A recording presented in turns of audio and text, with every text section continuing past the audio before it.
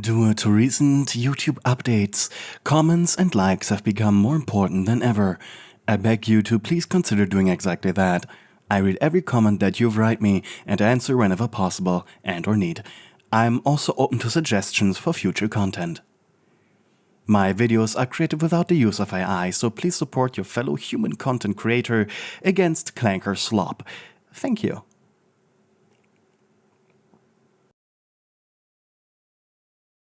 The Dandy's World Show had many characters, even more than there were toons running about in the garden view.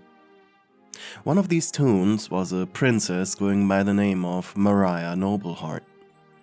She was a running gag character, the plot being that she was once again kidnapped by outside forces, just so that Dandy and the others had to chip in to do the kingdom's chores. Such as planning a parade with Poppy pretending to be her. Meanwhile, in the background, Soulvester would go on, as he called it, epic quest to save the princess. But while the show was occupied with the shenanigans the other toons got up to, what was really happening on the other side of things with Soulvester was never shown. The Ghost Knight knew of exactly 4 ne'er-do-wells who kidnapped you, Princess Nobleheart, on a nearly weekly basis. Count Groxia, a noble rival who saw marrying you as a quick and easy way to become king of his own kingdom. Zoc the Bandit, with his band of merry men, who honestly, they were just a bunch of goofballs, who saw kidnapping you as a prank. Mr. Merfolk, a frog-like toon, hell-bent on kidnapping female toons to turn them into mermaids. Ironically, a fate that wasn't often a problem, as simply leaving the water for a couple of hours reverted the effects. It really was just a cheap way for the writers to put an episode around beaches. And finally there was Red Sun, a dragon, but not in the normal sense. Red Sun had the appearance of a red cobra with legs and wings, and while he could spew fire, he preferred spraying poison from his sharp snake teeth. As Soulvester watched the dragon fly over the horizon, you in his claws, he sighed, turning towards the exit of his chambers. The dragon's hoard, or nest, was half a day's travel away, and while it wasn't treacherous, the fact he had to once again employ Dandy and his troop to replace you, even if it was just for a day, was really annoying. After the quirky toons entered your castle, Poppy was dressed up like you, a white wig shoved on her head. Honestly, she loved it. So there was no problem with that. The real issue was that her personality wasn't anywhere close to yours. So it fell onto Dandy and Connie to get her to act like you as her personal advisors. This shenanigans was quite entertaining to watch for the audience of the show, but for the toons, at least for Soulvester and Dandy, it was massively stressful. Especially for the Knight, who was one of the few toons of Dandy's world who could take things serious in the first place. The moment the Knight stepped onto the trek towards the ruined castle that the dragon inhabited, he already regretted that he once again had to ask the chaotic toons for help. But today was a very important tea party, and you, the princess, couldn't skip that one out. Dragon be damned. Soulvester wasn't mad, not really, but the way was winding and long, and his feet hurt already by the mere thought of returning to the nest. He left Gardenview Castle by the north gate. The road ran pale across the hills like chalk. Wind tugged at his cloak and rattled his plates. Tea bells were ringing somewhere behind him. He tried not to think about the chaos he had left to Dandy and Poppy. He tried not to think about wigs and rehearsals and the word stand-in. The waymarker stones pointed towards the old ruins. Locals called it the Red Keep. Red Sun had taken it after the last season. The fields thinned into scrub and thorn. A brook crossed the path and tasted faintly of smoke. He drank anyway and kept walking. A low sound rolled over the hills, not a roar, a purr too big for the world. Birds rose and wheeled and settled again. Soulvester set his hand on his sword out of habit. He counted 10 steps and then 10 more. Ruined towers lifted over the next ridge, stone bit from storms and claws. Once a lord lived here, now a dragon did. The moat laid hard and black like cooled glass. He tested a plank bridge with his boot. It held, barely. He paused on the far side. The air was warm like a bakery door. Somewhere inside, something vast turned and sighed. He thought of the schedule pinned to the throne room wall. He thought of the tea party set for the late afternoon. He thought of you. And said nothing. He walked beneath the broken arch. Shadows folded over his shoulders like a cloak. Breath echoed in the dark holds. Slow, even, almost content. Soulvester knew what this meant and he was instantly annoyed. Pushing against the gate, he entered the winding hallways of the ruined castle. It was a cobblestone keep that had been singed in flame and bathed in poison. The floor had green, slightly smoking puddles of stuff that was better left not drank, and the air reeked of fire, ash, and the sour stench of acid. But, ironically, it wasn't an unpleasant smell. Someone could get used to it, and safe to say, by now, he was, and you were too. Soulvester jumped over a hole that had been ripped into the floor, which now led to the long-abandoned wine cellar. The ancient wine stains adding to the strange mixture of scents in the air. The ghost knight stepped over a big pile of soot that had fallen from the stone arches, before he finally entered into the antechamber of the throne room. The ceiling was caked in foreboding darkness from the smoke the dragon constantly produced, and his nerves, whenever he entered, were stretched thin. But as he pushed his shoulder against the gate door towards the main throne room complex, his worries were almost gone in an instant. At the center of the massive hall lay the dragon on its back like a massive lazy cat, his stomach soft and flabby like a maggot, and on top of that belly lay a small lavender-colored shape.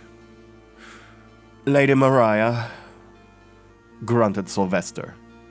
But as neither you nor the red dragon reacted, Soulvester came closer and shouted, "Lady Mariah!" Squeaking like a mouse, you jumped up, causing the dragon's malleable membrane to wobble just enough to awaken him. A snore that conveyed both a casual greeting as well as an annoyed huff was blasted towards Soulvester. "Come on, you were supposed to rescue me tomorrow," you complained, looking over the dragon's belly, though the massive creature began to rumble. This was your sign of gently sliding off of him. With a quiet thud and the noise of clinking coin, you landed next to Red Sun, who rolled on his feet, the monstrosity looking curiously at the both of you.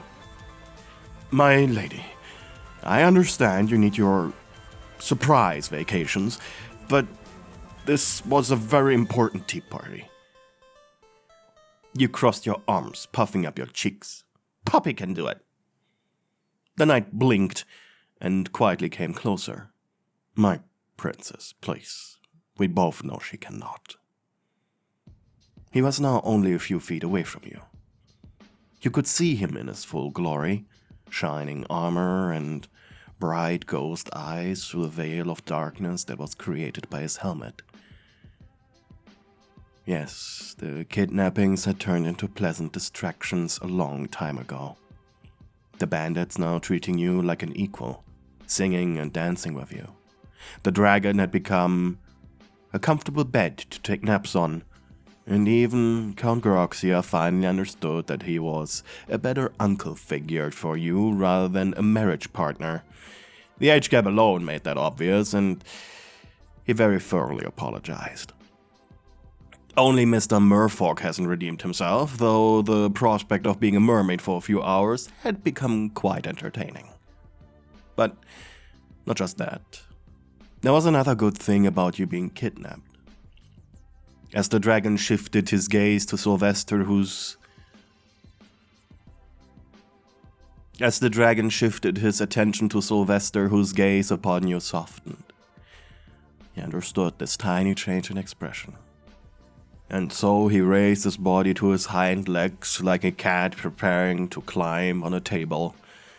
He grabbed onto the throne room's roof and pulled himself up, leaving you and Soulvester alone.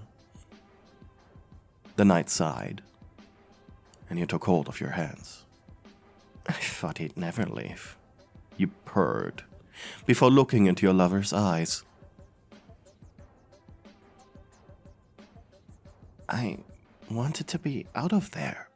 No tea parties, no anything, and I wanted to be with you. Soulvester stood still for a long moment, his gauntlets tightening around your hands.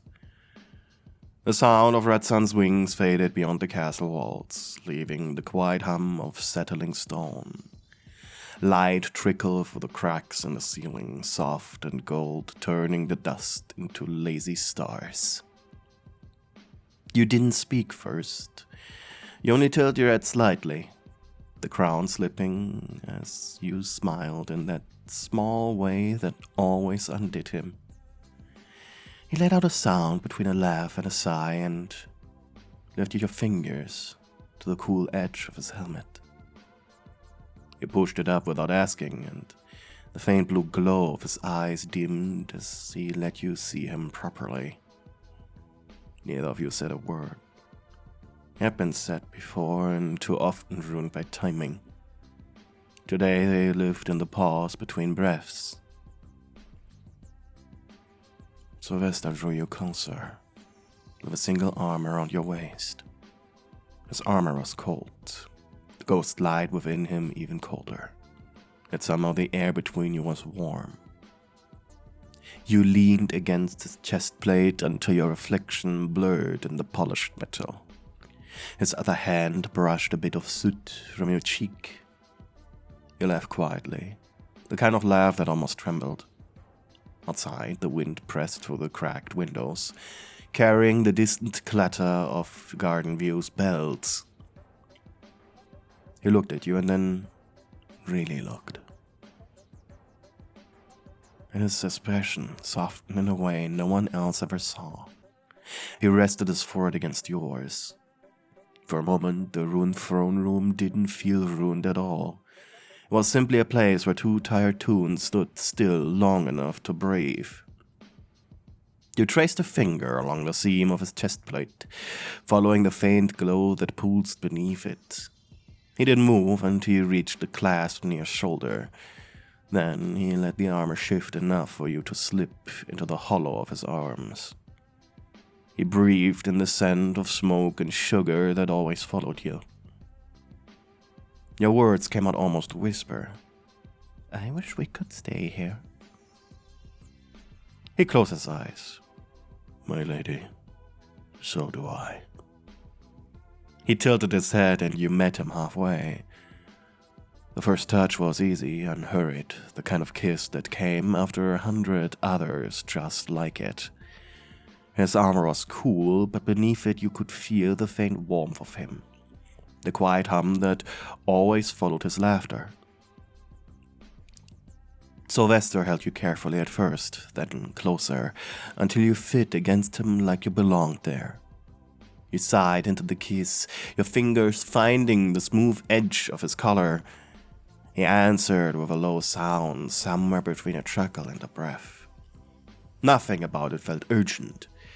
It was slow, steady, and familiar, like a dance the two of you had practiced long enough to forget the steps.